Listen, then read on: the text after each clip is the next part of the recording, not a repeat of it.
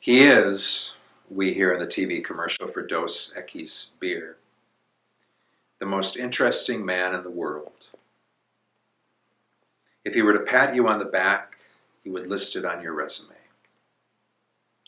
During his school years, his teachers raised their hands to ask him questions.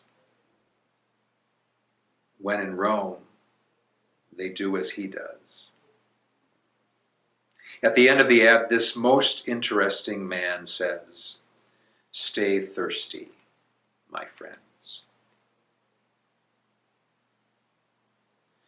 They both had a serious thirst that led them down to the well that day.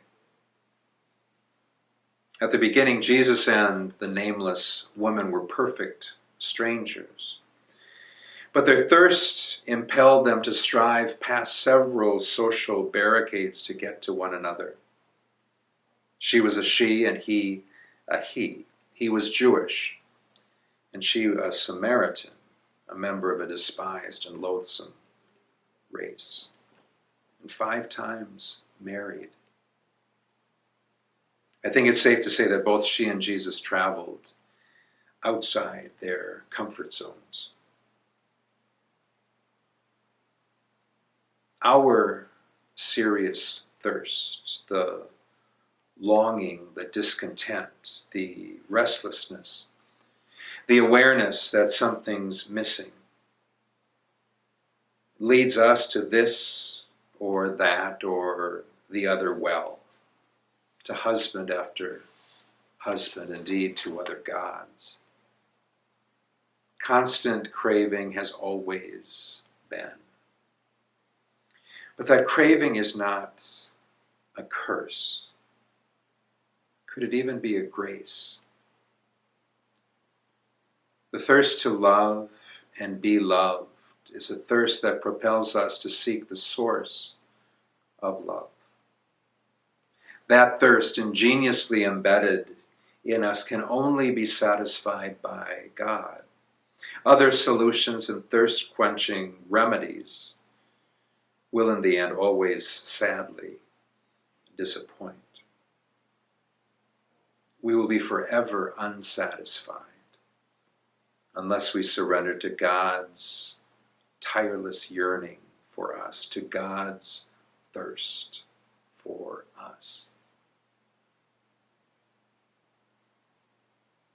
How fortunate the woman was to have welcomed that stranger that day, to have strode beyond fear, mistrust, and rejection, the more common responses to strangers. And how fortunate Jesus was to have met her, a most interesting woman.